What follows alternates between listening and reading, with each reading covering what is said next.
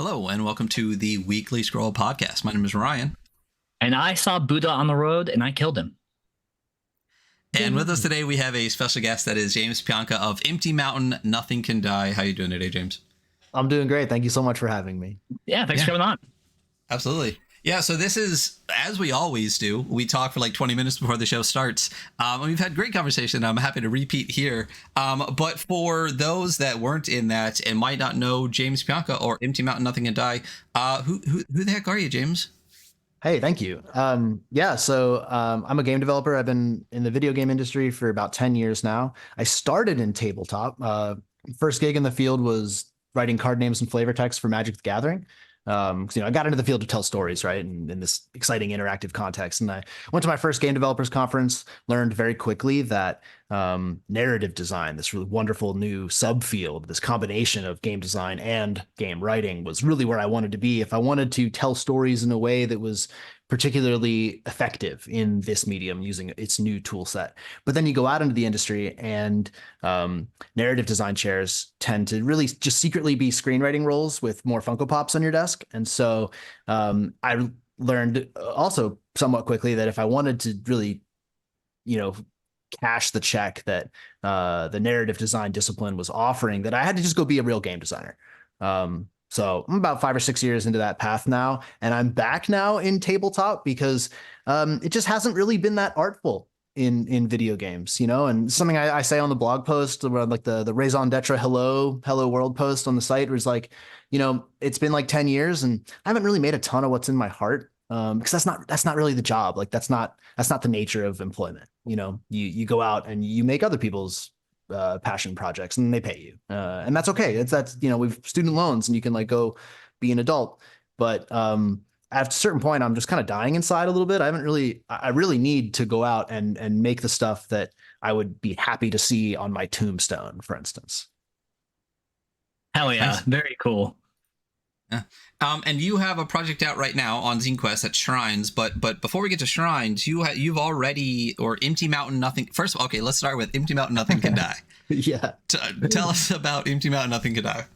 Sure. Well, it seems like everybody in this scene needs to make their own little press, right? 𝗦𝗛𝗧𝗘𝗦 Nothing Can Die, or Empty Mountain for shorthand, is a very small indie micro press. Right now, it's just me and the people who agreed to collaborate with me. I hope to make it expand and have it grow. I'm still sort of kind of navigating the various schools of thought and philosophies within the tabletop scene. I'm finding myself right now very, very likely in a sort of NSR type angle, new school renaissance. I really appreciate a lot of what the OSR is doing in terms of its emphasis on really minimalist rule sets that enable play as this like really sacred activity that human beings do at tables. But then also just like getting out of the way, I found like, we've all been playing D&D forever. And at a certain point, you realize that the system, as Matt Colville said in a recent video, it doesn't really like do anything. Like it gets you to the table, it gets you rolling dice, gets you having conversations, but systemically, it's not actually encouraging or facilitating any particular themes or types of experiences. And then 𝗏𝗏𝗏 came out, and I remember reading 𝗏𝗏𝗏 and being absolutely fucking floored at just like some of the audacity and what it kind of revealed to me. It was like lifting a rock, where I was like, oh, I've been playing tabletop games all my life. I've been deviating from 5th edition in my own games forever because it's bad. And I mean, it's good, right? It's good, but like there are parts of it that no, it's bad. You can say okay, you're good. Okay, You're great, good. thank you. Yeah. I don't want to alienate any listeners. We've all played a lot of D&D, but I do listen, think if anyone that actually listens to this show, trust me, they have been alienated long ago. Right. We all owe it a lot, let's say, but turns out there's been like 40 years of people identifying its problems and stepping beyond them in their own designs. And so 𝗏𝗏𝗏 really just revealed to me the existence of this like churning sea of interesting design ideas. And I was like, oh shit. Okay, cool. So like that's where this needs to happen. That's where this needs to be done. So 𝗦𝗛𝗧𝗘𝗦 is it's probably going to have a kind of an art house vibe, We love that. Well, thank you. Yeah, I listened to your episode with Games Omnivorous, and I feel a lot of aesthetic and sort of philosophical kinship with them. I think they're doing really awesome work. I really like designers like Everest Pipkin. I think they're doing really interesting theoretical work. And so, I can't promise what the press will put out, what the nature of the work will be over time.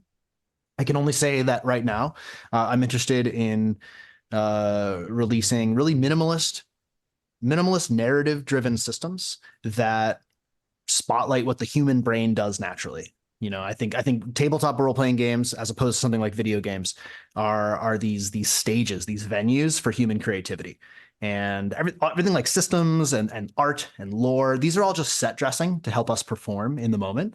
And so I'm interested in a lot of reductive design and kind of paring away the chaff that like asking a GM to pour through pages and pages of lore so that they can internalize it and then spontaneously and like sincerely kind of deploy all that nuance in the moment. I think that's a lot to ask, and it's also not really the right thing to ask. Like people run games, for many reasons, but the one that I find most interesting, the one that is for me, is to be creative and to actually make those creative decisions myself and to render this world for players. And I think that a lot of the design writing in spaces like the OSR and the NSR is really attractive because it doesn't, as Jared Sinclair of Spearwitch says in one of his essays, it does not chew your food for you.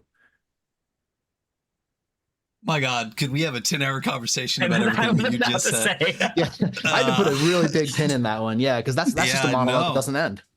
No, trust me. We've had many of those same brief things here. So I don't write things down, and I wrote down like half a thing already about this. To start, I guess, as soon as you started talking about Empty Mountain, my mind immediately went to Games Omnivorous, and then you immediately said it does feel like your goals for it really align with a lot of stuff that that Geo is doing. Also, Geo, like Games Omnivorous, fantastic people, fantastic stuff. If you don't know them, please go check them out. But it's interesting that you specifically called out Merkborg, because I feel like that kind of lifting the rock and seeing something else is something that a lot of people in this space had a similar kind of. It's the allegory of the cave. Yeah. People really realize that there's more that you can do with games, with not only with layout, with design, with rule sets, with everything for it. And it was just such a great game in the way that they hit all of those things and opened up all of those doors for people. It's really interesting. And gosh, I'm just going to cross one or two of these off so that we actually get to the things that we need to talk about. But also just 5e versus what you're talking about now. It's I only say this because I recently talked to somebody about this as well. Just the concept of a kind of split in generally the way that people like to play games. Right. In that I feel like there's obviously millions of people that play 5e. They're very happy with the way it works. They're very happy to be kind of like brought through a story that someone else is telling them, and and people are, and that's fine. And I'm getting much more okay not complaining about that a lot. If that is the joy that people find, that's fine. But I think we're all here on the show aligned with, we don't like that. I like feeling exactly what you're talking about, exactly what you want to do with games. And that is actually creating something and feeling like I'm doing something and that I'm in charge of the actions and consequences that are in front of me, Yeah, I think the role of the designer is different and interesting in this space. It's one of the reactions that you might have when you're discovering the space is you're like looking through an RPG book and you're like, is this it? It feels underwhelming. You're like, well, this is not enough here. There aren't any rules or mechanics or weird mathematical trickery. And that's the point. And I think that's the maturity of the designer, is to realize that like, oh, I don't actually have to deploy all this effort in a way that is actually ultimately just kind of self-serving. It's just like, I'm trying to impress upon you my acumen as a designer. That's not interesting. That's not what people that actually takes something from the players. And so it's a very counterintuitive design journey that I think we go on when we embrace these principles. I also think it's a matter of who you're making it for as well. When you pull out a lot of the like not subtext, but a lot of the hand holding, like that becomes something for a person who is more familiar with like this space and like creating your own narrative and filling their own gaps, which I don't think there's anything bad about. I think that's good. Yeah. But you have to, that's the question you kind of have to ask. Yeah, for sure. And like to all the people playing D&D and having a great time, I never want to yuck anybody's yum. I think that's really, really important. James, they're not listening. Sure. Okay. Right. Yes, you're right. But if they were, I would hypothesize that their yummy is a little yuckier than they are being honest with themselves about, and that it could be yummier still. Yeah.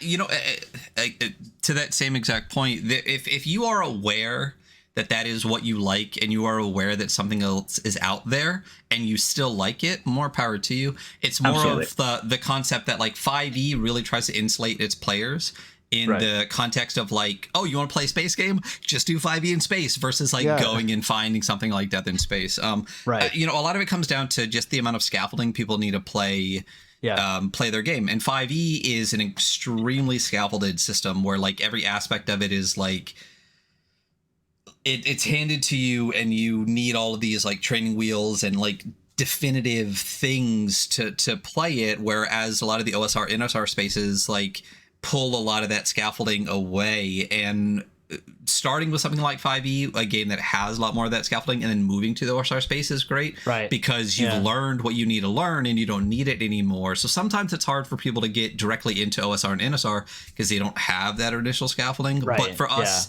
that as you begin your TTRPG journey, once you need that scaffolding to fall away, like that's the space that we're talking about now. And absolutely. And like, I don't even necessarily have anything against scaffolding. We might release some games that are more heavily scaffolded.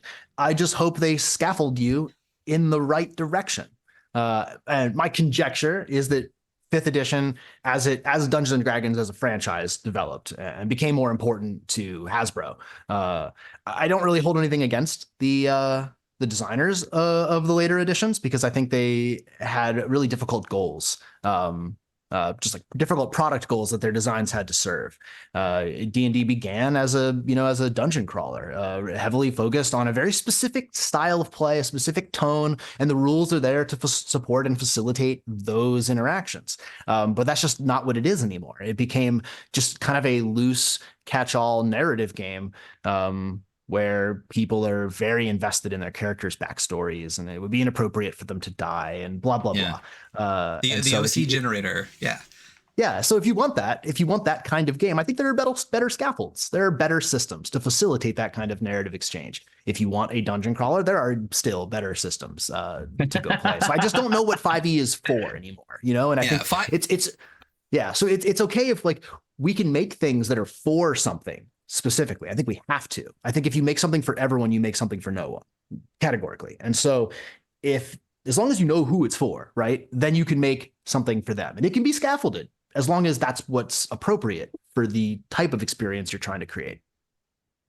Well, 5e is like everything. It's a fandom, and it has gone from a game to a lifestyle brand, and people don't know how to separate their parasocial lifestyle brands from their actual identity as a human being. So anyway, Empty Mountain has already put out a game, right? Shrines will be the second game that is actually underneath the press. The first one being Sanctum. Correct. Well, almost correct. Shrines is not technically a game. Shrines is a system-neutral source book for many games, any game that is engaging with the sacred as a theme. This makes it simultaneously more flexible and less appealing to everyone, because it doesn't have a rule set inside of it. It actually asks you, and this is a sort of a lack of clarity on my part that I'm a lot of my messaging is going to correct now, is that like it's saying very specifically to game masters, it's saying embed these in your world, expressing their mechanics in your system. Period. Whatever that system may be, because I trust you as a game master, an intelligent human being making, intentional, purposeful decisions about rules, narrative, and tone. You're gonna do that anyway. right? So you're like, I think any experienced reader in this medium is ultimately just like, if they're in a bookstore and they're like flipping through a book, like, do I want to buy this or not? For me, I'll speak for myself here anecdotally. I'm looking for actionable ideas. And if they were bolded, that would be nice. So they could jump off the page and I could see exactly what the kernel of novelty is in a given design that is useful to me as an artist, as a creator and a world builder who is going to take it and repurpose it to my own personal needs anyway, right? So the whole philosophy behind shrines, and we'll get to Sanctum in a second. I'm really sorry, this is off topic, but philosophy behind shrines here that I could have and will now do a better job of elucidating is that I don't want to chew your food for you. I want to give you exactly what you need, no more and no less. No superfluous crunch, no superfluous fluff, just the actionable idea, the kernel of novelty with a beautiful illustration, to back it up and to sell you atmosphere and tone and really bring you in and give you all of the sort of like kind of like emotional meta information that you would need to make use of that novelty yourself. Yeah, you put a lot of trust in human beings who are, on the whole, fucking stupid. So yeah, I think it's a mistake, maybe. No, it's fantastic. I mean, I love the idea of the project. Like I said, well, let's wind it back for just a second because once we start shrines, we're going to go for a while. Yeah, let's talk about Sanctum. Yeah. Sanctum already exists, and for those who want to get into the MT Mountain early, because I feel like if your vision happens, we're looking at something that is striving for the next Games Omniverse kind of like art house press idea, which I'm super excited for. It's very kind of you. Thank you. But what is Sanctum, since this was the first thing that kind of represents you that you decided to put out? Yeah, so Sanctum is pretty directly inspired by The Ground itself by 𝗦𝗧𝗘𝗦, which is a collaborative storytelling world building game where everybody sort of collectively shares authorship over a setting, over a long period of time.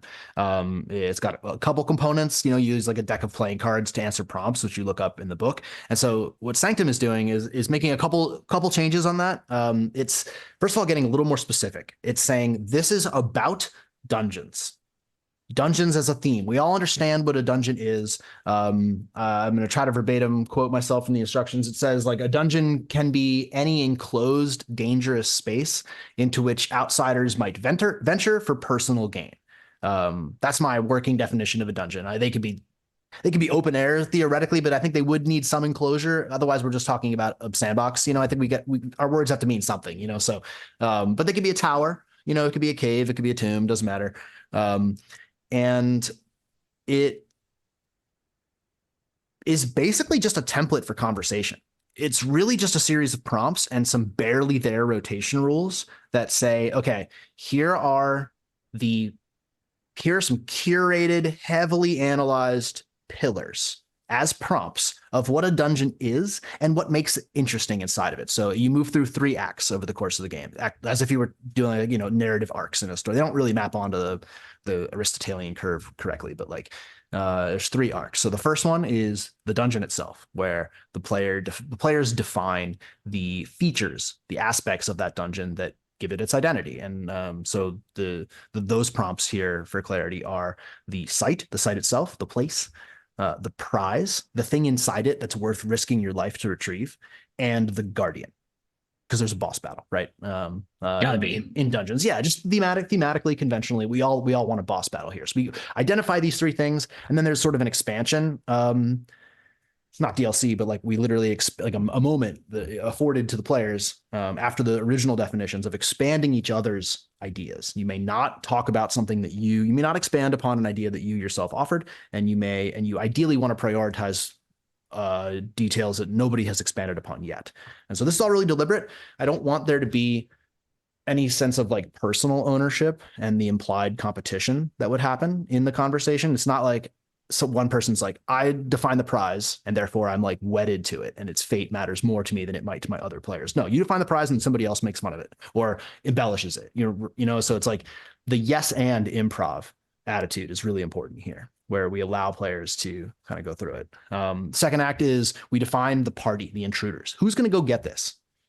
Who are they? What's interesting about them? And how do they prepare? Right. So we start to set the scene. And the last step, how do we prepare, implies the third act, which is the actual adventure itself. And there's a bit of a change in kind here, where all of a sudden now we're talking about a narrative. Before we were doing world building, it was expository. We were like, okay, here's like the scenery, right? It's all kind of static and frozen in time, and we're defining that moment. But now time is going to progress linearly. So over the course of Act 3, we actually go through the dungeon, and so there's the approach, the complication, and the resolution. And I'll stop talking, I think, but I do want to talk. I think no, keep going. No, you sure? Okay, yeah, totally. Okay, well, the complication part I think is the most interesting here, because it's the most editorial moment in the entire design. For the most part, Sanctum is saying, here's what dungeons are structurally, and here is like the shape of the sandbox. I want you to be able to very deliberately replay this over and over and over again with different people, with different ideas, and for the dungeons to be very different. I want it to be a generative system. It is a generative replayable system for creating content. And you might then come up with a cool dungeon with your friends and then flesh it out and actually go run, Morkborg or D&D or something in it. It's a like a scene generator. But something different happens in Act 3, specifically in Step 2, the complication, which is where, as a design, it says, sort of ideologically, it says something's going to go wrong. Structurally, you must define a setback, because setbacks are a really important part of that Aristotelian curve, which is not the only way to tell a story, but it is the main one that we do in the West. And there is a part such as the entire movie, The Empire Strikes Back, when shit goes wrong. We set up, we meet our characters, we learn their goals, we sent them off on their path, we have the inciting incident, everything gets exciting. There's a big setback that follows to earn the climax and the ultimate cathartic victory. And so I contend that this is essential to a good story in that format. And so if we are doing that, if we are telling a story structurally, we should really make space for and actually formalize a setback. This is also important for players to be like, to remind them again that we're not wedded to these characters. It's a totally interesting story for the dungeon run to fail. If you have a TPK and everybody's dead, and the resolution of the run is that, as one of the examples in the book, that the guardian mounts all of the intruders' heads on spikes outside of the dungeon. That's badass. Good job. Cool story. We don't have to win. The objective is different for gameplay. It's not actually an RPG. You're not playing a role. No player is in the driver's seat of a hero and playing out a heroic power fantasy. The objective is to tell a good story, and sometimes those end in failure. Yeah, so when I first got this, the very first thing, and I think I said to Hunter too, it reminds me a little bit. Have you ever played 𝗦𝗥𝗡𝗦𝗥?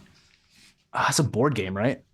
No, it's like it's a generative kind of storytelling like this, but it reminded me of like the same kind of vibes as like Microscope or 𝗦𝗥𝗡𝗦𝗥, and I absolutely love those games where you, exactly like you said, like kind of write this story. But I really love the way that it was applied into like the 3 acts and directly specifically to like dungeon design storytelling. Right. Yeah. And it's really cool. And I love the idea that you have where you could get to like Step 2 and be like, all right, let's play now.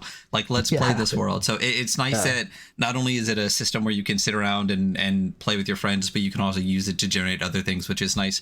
And like a little A6, you're going to get like a lot more than you think out of like the 20-ish pages or less. So it's a neat thing. And it's really interesting for the first kind of thing that you're putting out as your press to be this like, okay, clearly we're going to be leaning into narrative. We're going to be leaning into this specific type of design away from some type of heavy mechanical thing. Right. Yeah. To be clear, we might put out a heavy mechanical thing. Some of the like, I am a systems designer in my day job, so I like mechanical things. I am just removing them mechanically. Like, as a mechanic, I'm like paring those back for these kinds of designs. The press might do other stuff in the future, but right now I'm very interested in this kind of stuff. But I do want to drill a little deeper on your noting of its size. So A6 as a format, as a a size of a book is very purposeful and interesting. One of the design goals for this game, and I think this will always be 100%. Everything Empty Mountain does will always do this, because I think this is really important. Playability or accessibility, I think, is just absolutely essential. If you ask, like, to reference D&D again, if you ask the dungeon master to buy all the books and do a preposterous amount of reading and prep, the playability of your game is very, very low. Very fucking low, and so A6 means it fits in your pants. Yeah, but say it fits in your back pocket. Yeah, it's a back pocket. Yeah. Exactly. You can bust that shit out on, and this is something that, like, Exalted Funeral took this line of copy and put it at the top of the store page in like big orange font, because they agreed that this is the selling point. It was designed for bonfire circles, car rides, and second bottles of wine.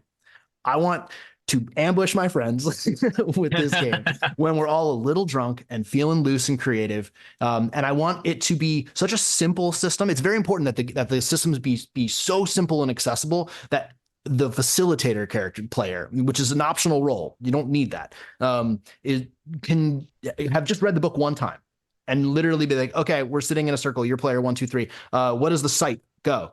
And now we're playing, like, just off the bat. That's very, very important, because we're all adults. We all live in the age of the inshitified internet, so our brains are broken. True. It's really hard to, like, actually get together in person. And is there anything we can do as designers to remove obstacles to people actually playing the game? Is, that's mission critical. I mean, absolutely. And it's interesting when you think about that, and the number of games that I've chosen not to get. I don't understand people that, and again, to each their own. I love quality, qualifiers. I think are really important in this space, because so many people don't use them and act as if they're an authority in a space when it's really just a personal opinion. So in my personal opinion, right, when I see a book that, like, touts the fact that it's 500 pages, I'm like, I personally don't see that as a good thing. I'm never going to fucking read it. Never gonna fucking read it. Why do you think we haven't reviewed DCC yet on the show? I know it's all spells laws. Don't get mad at me. It's I that's why, we're both fucking piece of shit, like, zero attention span, high ADHD. Like, if it's more than a couple hundred pages, like, I'm already checked out. I'm sorry. Like, I will try, but I just can't. So I love the small, and I really like the thought process into that you've clearly put into such a small format and small game. Like, it's not, it's dense for its brevity, you know what I mean? And I really enjoy that about design. So does that carry over into shrines, like these principles that you have in Sanctum, when you're looking at shrines, which, as you said, is not a game, it's a system neutral kind of supplement. It's a resource. It's a resource. It's like a toolkit. Yeah. Right. What are there similar kind of themes and themes that you might carry forward with Empty Mountain that you brought forward into shrines? And also, like, tell us a bit more about shrines. Yeah, absolutely. Yeah. So I'll answer the question concretely first before we talk about shrines in abstractly and in general. So the meat of shrines are these 12 spreads, right? That are each of them really lavishly illustrated by Connor Fawcett, who's just a phenomenal illustrator, is working with us on this project. They've contributed to stuff like Wanderhome and Lancer and World Ending Game by Everest Pipkin. And so just really, really fantastic work. Each of those illustrations provides visual, atmospheric, tonal context for a little narrative and mechanical vignette, just a bit of microfiction and a system neutral gameplay hook, a little bit of mechanical game design that we just trust you to be able to lift out and apply to whatever system you're doing. And so there's a deliberate brevity in all of those things, in that approach. And I will likely, it's possible right now, I don't want to, like, this would be the first time I talk about it publicly, but I might actually just double the amount of microfiction that the book contains without doubling the illustrations. It would break the budget to double the illustrations, but I do want people to really feel like they're getting their value for a source book. The fact that it's reso printed on such fancy stock, and it's the process of that printing is more expensive in general, means the price point can't really change. But I do want people to feel like they're getting their money's worth. So writing is free for me. Like, I can do that easily. It takes time, obviously, and sweat equity, but it's like I don't have to hire somebody else to make that contribution, to add that extra volume of content. So, a bit of ambiguity there, but that's the thing. That's the thought process, right? The philosophy here is that I offer you more by offering you less, right? Like it's a very deliberate piece of actionable, idea work per scene, per vignette. Yeah, supported, of course, sorry, go ahead. No, continue, please. Well, supported, of course, with a couple pages of procedural tools. So multi-column modular tables that are deliberately generative, right? For me, I like tables, but if they only have one column, they're just a list of writing. They're just a list of of very specific pieces of prompts. Systemically, I find them more interesting if they are combinatorial, such as like Vaults of Varn, for instance, which is an absolutely masterful book. The breadth and depth of those tables is absurd, and I think that having combinatorial prompts like that allows GMs to do the same kind of work that they would do in Sanctum, players might do in Sanctum.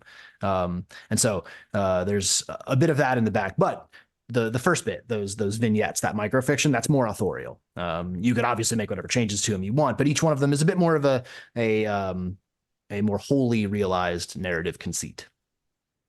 Yeah, I love the best thing that I find with this kind of like generative procedural kind of supplemental context is the adventure seeds, and then the ability to use those to expand, and having that and making people be aware. You're really, again, it comes back to trust, where you're really looking for a market of people that don't want something that's just necessarily like, here's this cool thing that people wrote beginning to end with nothing outside of it. It is in itself the thing, and you just drop it in, versus the people that are like, this is a cool idea. I can think of 10 different ways where I can run this in my own thing or adapt it. So for example, I'm looking at the Oracle of Malice, which obviously there's a reason you put it at the top. It's fucking cool and the art is fantastic. Yeah, there's a reason it's on cool. a t-shirt, which we'll get to.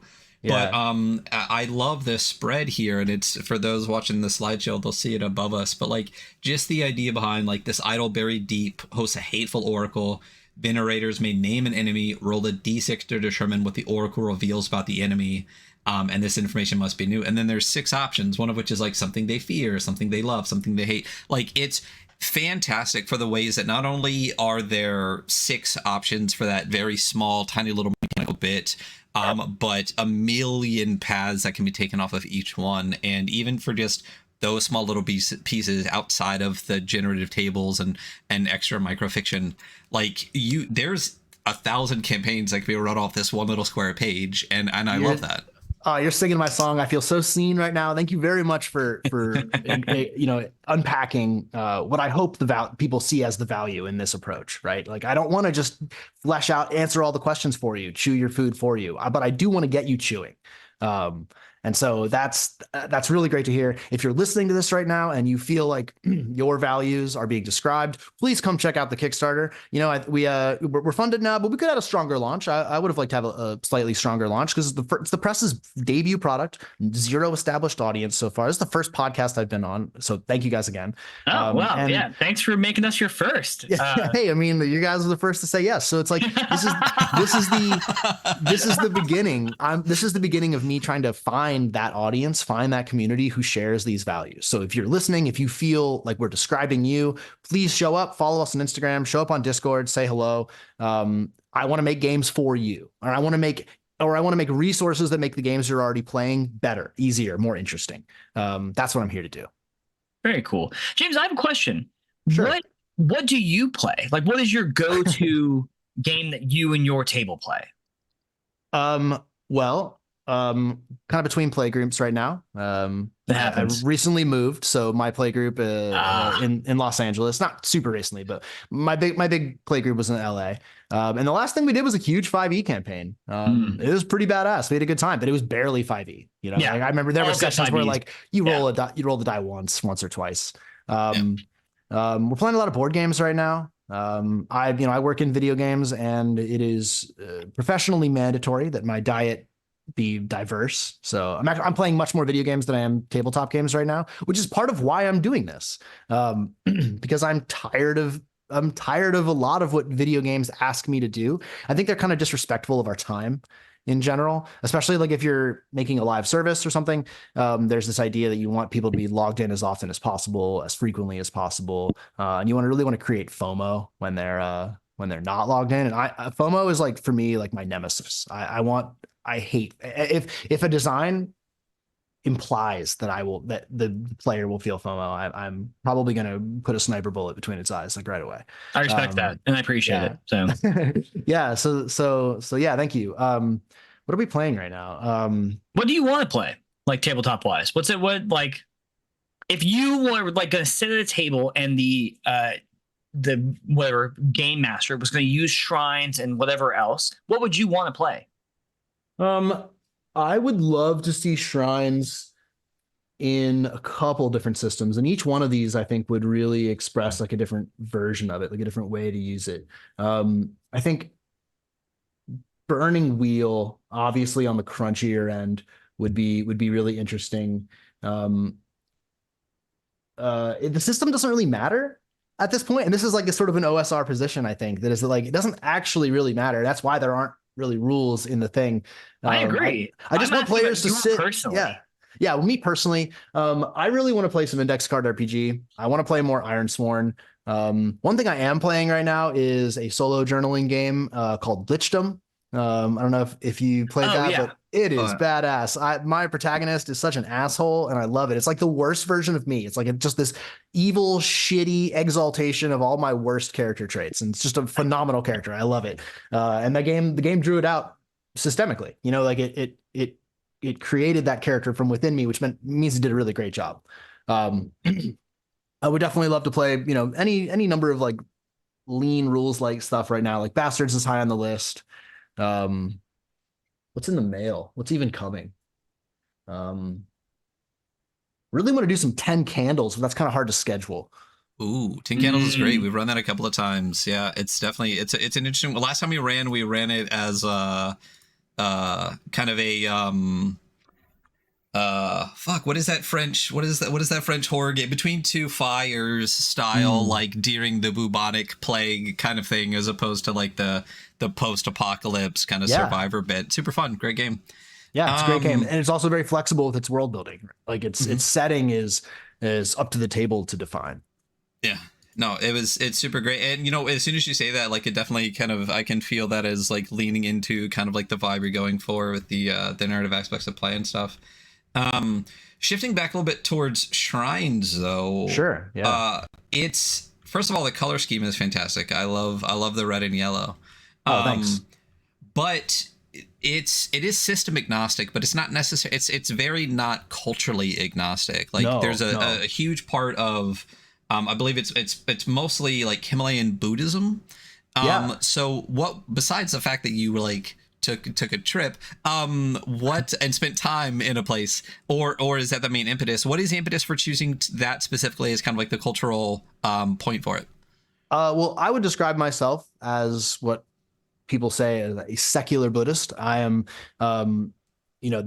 Buddhist metaphysics are mine. I was a philosophy and cognitive science major in college, and I was interested in philosophy of mind, questions of consciousness and stuff.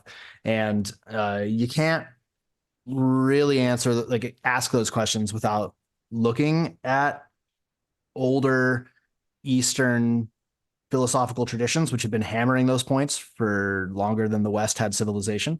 And so I spent 4 months in India and Nepal on a Tibetan and Himalayan studies program. People on that program were mostly focused on the socio-political consequences of the Tibetan diaspora. I was there for Buddhism. And so I embedded in some monasteries in Kathmandu, urban monasteries mainly, around a very large stupa there, which is a reliquary mound in Himalayan Buddhist tradition, called Bodhanath. And there's a bunch of actually pretty developed, pretty robust academic monasteries around that, that one of which actually had a Western master's program in Eastern and Buddhist studies that you could go do there. And so there were a number of Western graduate students who were fluent in Tibetan. We learned a little Tibetan on the program, but like not enough to talk about philosophy, obviously. So I had some really great translators, and I sat down with like the Dalai Lama's official French translator who had been a nuclear physicist. And so was thoroughly fluent in Western physical theory, which I was trying to, connect and really answer and resolve some questions with, particularly the mind-body problem, right? So we have this question in Western philosophy. It was like, how can an immaterial consciousness interact with a material body without like violating the laws of the conservation of energy and so on and so forth? And it's just a natural, that problem is a natural question of like Cartesian dualism and just this general sort of Judeo-Christian idea that we have a soul.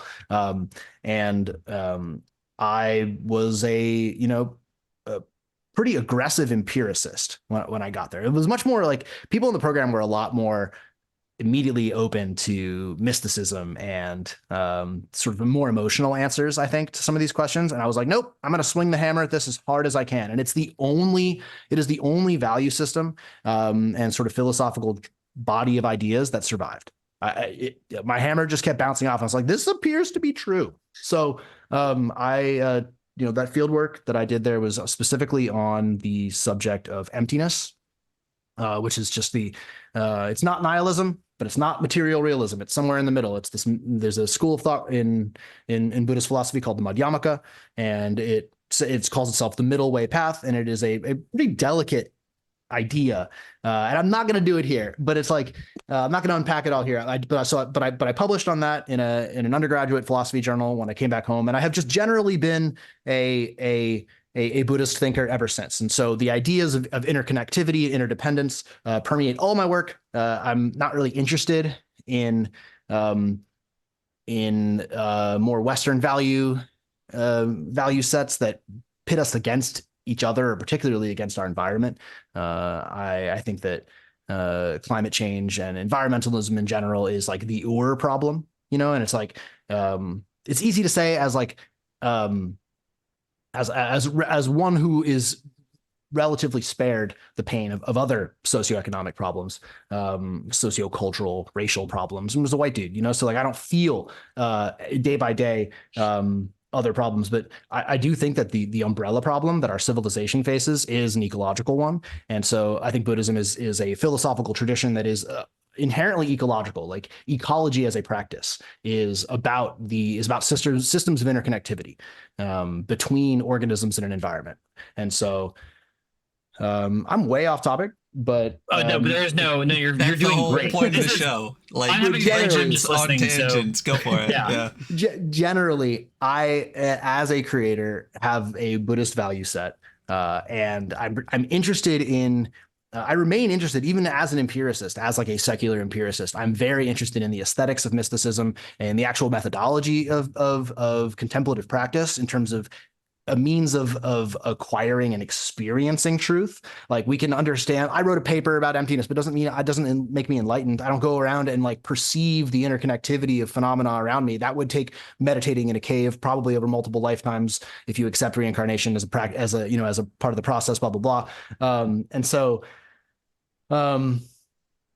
that just means blah, blah, reincarnation. I did, yes, because we do not have time, So like this is to say that those values are present in all of my work. That said, as I mentioned, I'm a white dude, so I'm playing with ideas that are religious in nature. There are institutional, widely practiced, like cultural practices and conflicts around these ideas. I may be interested in the ideas more specifically, but I'm also interested in the people who practice them, and I'm deeply disinterested in stomping around like a tourist in people's faith. I like Buddhism because it is not a faith. It is an empirical tradition. It specifically asks you to not have faith, to believe something in the absence of evidence, which is, I think, foolish and dumb and bad. We should not do that.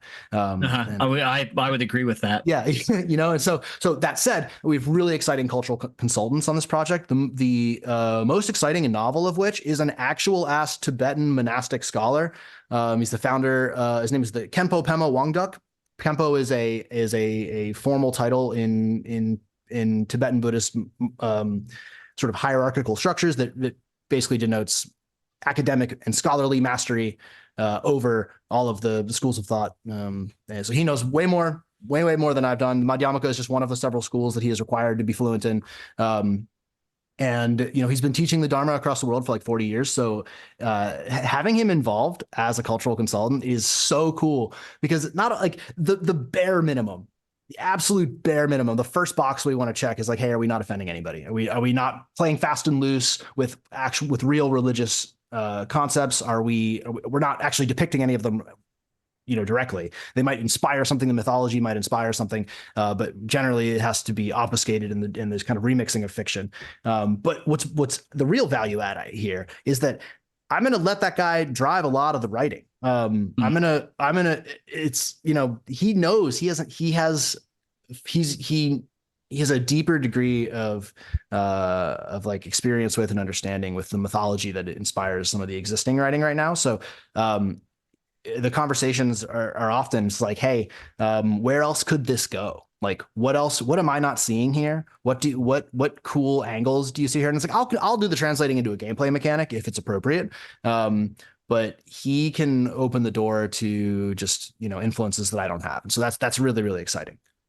When you reach out to a scholar like that and you're like, hey, I'm making something for tabletop games, like, what is that conversation like? Like, what is his opinion about like the medium that you're creating for? He was so stoked. He had no idea what I was talking about, but he loved it. Cool. In the beginning, he had just done cultural consultation just like this, right, in a play on some theater in New York City. The foundation that he runs is in New York. So, he's a pretty worldly guy. He understands the sort of like Western cultural discourse around art making. There's another cultural consultant on board, James Mendez Hodez, who has done some much more visible in this space cultural consulting work. And he's even more fluent in the sort of like the online discourse around the medium. But he's hardly ignorant. He has an Eastern classics degree. He's also, going to be a great voice in terms of the content itself. But approaching the Kempo, right? So I did this through a third cultural consultant. His name is Jeremy McMahon. He's a museum educator. He worked at the Guggenheim. Works at the Guggenheim now. He worked at the Rubin Museum in New York, which is specifically dedicated to Himalayan art. And he and I were on that program together in India and Nepal, the Tibetan and Himalayan Studies program. So I asked him. He was the first person I reached out to. I was like, "Who do you know in your network that I can include in this project to really drive it and take it somewhere, further than I can?" So he connected me to the Kempo, and that it's great. It's really great. He's not the Kempo himself is not. Like I said, he's not new to this process. He's really excited about it, and I'm even more excited. Like I'm honored that he's even given us the time. I think that is so incredibly cool. I was also just thinking, like, when I explain tabletop games to my coworkers, they're nothing sticks. So nothing. Yeah. Yeah, but I mean, when you're talking to someone who's a scholar of like so much stuff, I can only imagine that their ability to like entertain an idea is like their like brain is already like not susceptible, but like much more able than like our, I don't know. Kevin, who works right next to me, is incredibly scholarly, and yeah, the guy's got a great brain, no doubt, and he is excited about the creativity aspect of things. Where I'm saying, like, look, what we're doing is we're providing material for people to tell their own stories. We're making Buddhist tradition and mythologies available to people to explore in a distant, fictionalized, arm's length way. But we're like translating it to this medium in the way that like Eurocentric fantasy has been, it's inseparable from it. It's so endemic to the thing that it's actually just like a core component. This idea that like you have a knight, who plays fealty to a lord, and that there is like, one very specific Lord of Light deity type thing. Like all these tropes derive pretty directly from Western Christendom. And so it's not my job. It's not, to be very clear, it is not my job to bring Buddhism to the West, to bring it into gaming in this way. I can only make the work that is in my heart. you know, and that it resonates with me, and I can bring on people, I can surround myself with people who can help credential and authenticate that effort. So I want to be very clear. I do not consider myself some sort of like evangelist, you know, of these traditions. They are, however, you're the new Buddhist messiah of the West, right? Like that's that would be the message you're trying to hand. That would be a terrible claim that I would never make. It is, however, very critical to who I am as a thinker and as an artist, and so it would be disingenuous and bad and wrong and just kind of self-defeating for me to exclude this dimension from my own work. Yeah, no, I mean, it's also cool to have just much more, like, God, stuff that's not Eurocentric race war fantasy. You know what I mean? Like, it's really nice to have like stuff that's, you know, other thought processes, and especially with not only it's not just like, God, we could have a 10-hour conversation on all the shitty like quasi-cultural stuff that D&D has put out for the past 40 years, right? But like to actually have not only a creator who has experienced that and has gone over there and had those discussions, but to be able to bring on not one, not two, but like multiple cultural consultants to make sure that not only is it, as you said, not offensive to anyone, but like accurate and inspired by, written by, right, to actually give you not and it's not even just that it's you're reading it and here is the truth. It's that like you are now going to have these generative processes to create within that space in a correct way to expand on that style of stories as well. Well, yeah, absolutely. Thank you. I think Shrines could have been or might still be more Buddhist than it is. Like it, I've been a little sort of negotiating with myself the degree to which Shrines should include that dimension. Like how Buddhist should it be? Is it like, am I going to go out and be like, that's what this book is? And I've elected to not do that because I don't feel comfortable being that guy, you know, making that choice. It is, right, however, really resonating with people because of that novelty. And so I think given the like the depth of the cultural consulting bench and the sort of interest I'm getting in response, I might lean into it a little more. I might go a little harder on that dimension. But we'll see. You know, if we don't, I think it'll be something we might do in the future, particularly if we can find an artist, an illustrator from that region. If you're listening, if you are of Tibetan, North Indian, Nepali heritage, or you're really just anywhere from the Buddhist practicing world, and you're interested in making tabletop role-playing stuff, please hit me up. I can't find you. I'm trying. There aren't that many of you, as far as I can tell. And I'd love to work with you.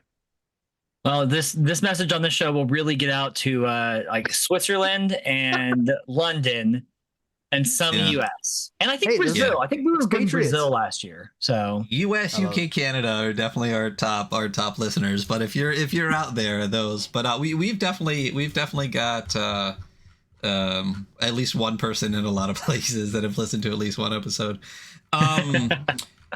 Well, what's interesting, I mean, it's an interesting line that you're thinking about following too, because like a lot of this project is really based on trusting the people that are supporting it. So that line between like how hard do I push into it and how hard do I let people come to those conclusions when I've already added so much trust into the process anyway is an interesting line to walk, especially as a publisher. I would think that you know, how much do I trust people to just make those assumptions versus how much do I try to make that like a focal talking point? It would be an interesting kind of like thought process to go through.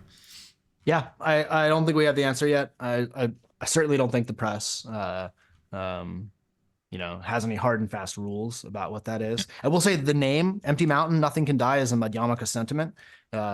Mountains are actually universal cultural symbol for the numinous and the holy. They emptiness, obviously, as a sort of description of Buddhist description of how phenomena exists. It's not saying that nothing exists or emptiness, that emptiness itself exists. It's saying that emptiness is the way in which things exist. There are things, they just don't exist by virtue of an essence. They are empty of their inherent nature. They only exist by relationship to other phenomena, which is to say are dependently arisen. And I promise that is as much as I will go into that. But the sort of parenthetical component of the title, Nothing Can Die, is sort of an implication of that idea, right? Where it's like nothing exists at all, right? In the way that you would expect it to, given what death means. Like birth isn't possible, death isn't possible, existing at all isn't possible. Like there's that phrase in the West, it's like, a man never steps in the same river twice. The Buddhist version is like nobody steps in the same river once. Like there's no river. There's no you in that sense. In the sense that we mean it like I have a soul, right? There is a thing that is me. If you were to make a list of all the things that make me up, eventually you would find that kernel of substantial being. But that's quite specifically what the 𝗦𝗛𝗥𝗘𝗦 dismisses. It says there is no such underlying essence. You will just make a list of other stuff, and each one of those other things subdivides into infinite other things until you just have to stop. I love the title and or the name of the press and like how much actual depth there is to it, but also like it's clearly a specific choice to be like just like pretentious enough to be cool, like I hope it's cool. Yeah, it's definitely pretentious. I didn't want to just like make another thing, be like such and such games, Yeah. like No, I mean, Games Omnivorous is not just like Omnivorous Games publishing house or something, you know what I mean? Like right, there's a depth to it as well. Continuing along with like this kind of publisher line, not only so the print process for Shrines, and I think a lot of your kind of thought process behind the actual print process, manufacturing, distribution will, I assume, carry forward. Can you talk a little bit about that? Because there is a lot of depth to that process as well. Yeah, sure. I mean, it just matters to me a lot how the thing feels in your hands. If it didn't, I would not be in analog. I'd focus all the time on video games. I'm sick of ephemera. I want to hold something, and I want the texture to feel good. I want the weight to feel good. That artifacty feel of things on the bookshelf. Yeah. Yeah. I think I'm really ODing on the internet. I was a techno optimist my whole life. I've spent most of my life in front of screens. I'm in front of one right now, and part of this effort is to push away from that. And so if you're going to do that, if you're going to embrace the physicality of the object, then I think materials matter. And I think print quality matters.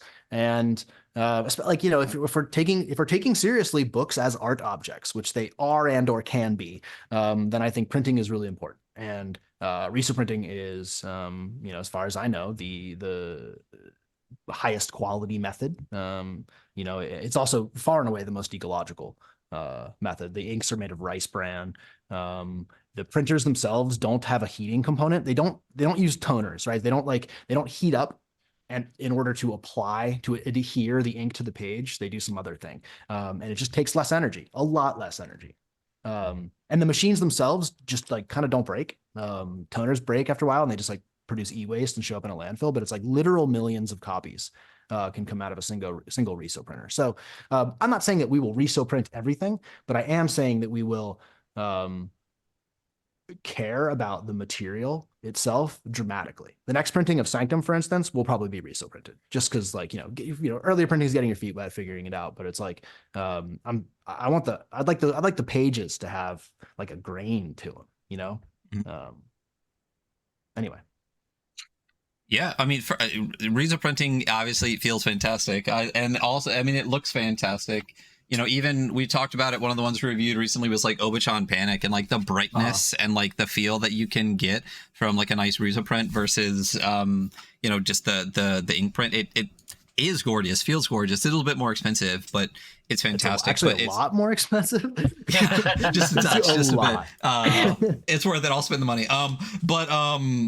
Could this not only the print process too, but even the materials you're using to ship as well?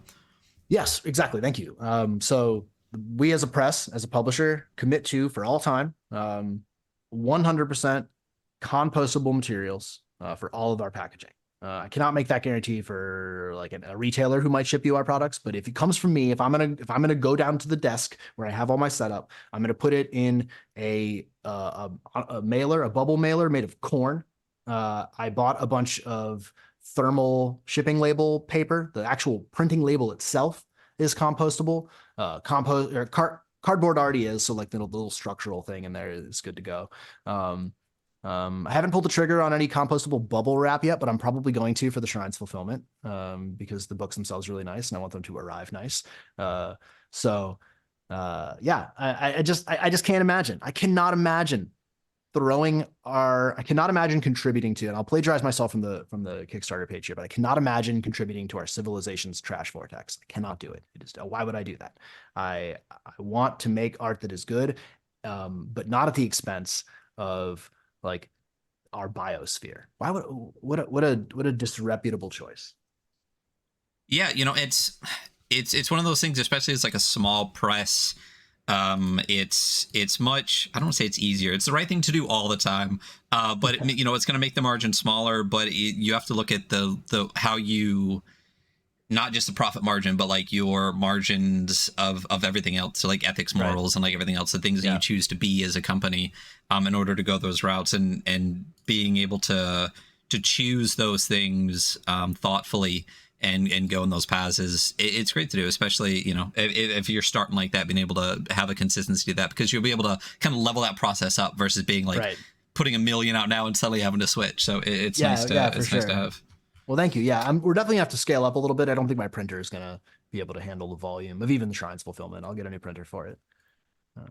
But yeah, listen, this project, it sounds absolutely fantastic. I'm really excited to get it. I know you said you were hoping for a little bit bigger push at the beginning, but as a relatively small press, and having your first project go on Kickstarter, the fact that you're over $5,000 kind of in like the first weekish is a lot more than a lot of people put out on Kickstarter. And you got more than 3 weeks left in the project.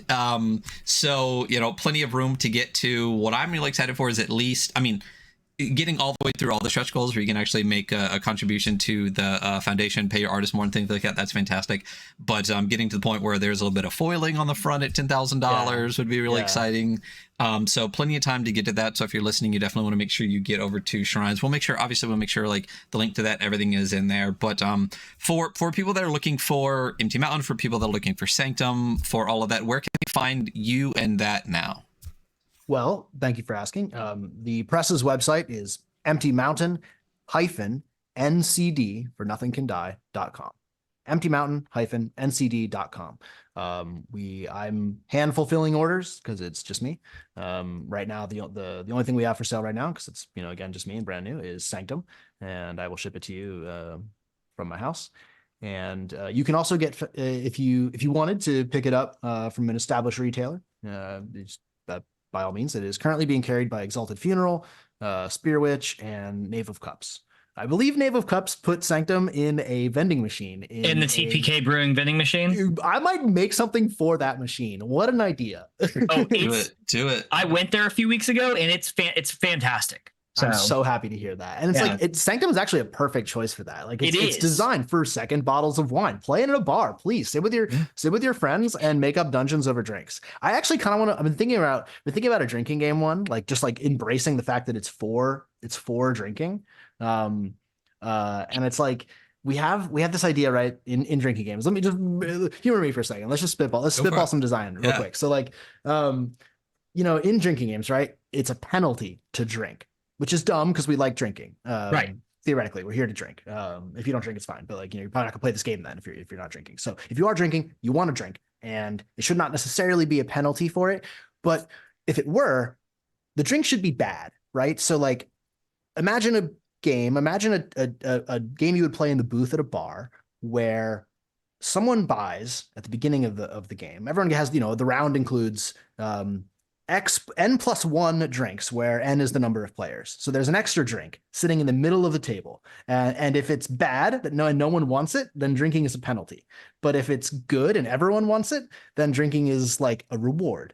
And that's all I've done so far. So as far as I've gotten in my thinking, but I think there's something there. Well, King's Cup is the thing, and that is your like hodgepodge mix match of everything. So by the time you get to wine, whiskey, and beer and everything in one, it is a bit of a penalty. So I was thinking on the flip of like, you cannot drink until you do a thing. And that way it's not a penalty at all. Like, drinking is just the reward. Right. God, we could have a whole freaking episode just about drinking, because sometimes it's the volume is the problem. Right. That's the penalty. Yeah. But anyway, my point, but I think the more interesting point to say about this is that games should be aware of where they are played, the context of their play. and they should make efforts to not be at odds with, to be conducive with those dynamics, so that you actually want to play them. Yeah, gotta hit that flow state, you know. Gotta get that flow state. But yeah, and also just saying, Knave of Cups, fantastic press. Please go check out Knave of Cups. Knave of Cups. Yeah, they're fantastic. We've had them on the show before. They're both fantastic. And a great press. And I know Hunter's actually gone and visited the machine. So I would, if those could pop up everywhere, that'd be fantastic. But James, listen, super excited for Shrines. If you haven't checked out Sanctum, definitely go grab that from their website as well. But really appreciate you being on here. Please come on again, and let's have like not a time that we need to end by, so we can just have like a 10-hour conversation on some of the stuff we talked about today. Because my goodness, you have no idea how much Hunter and I have struggled not to really let this run forever on some of those topics. So great discussion. Really appreciate you being here. Hey, thank you very much for having me. I live for these. These are tons of fun. Yeah, it's a blast. Yeah, this is great. I'd be happy to come back on. Thank you so much.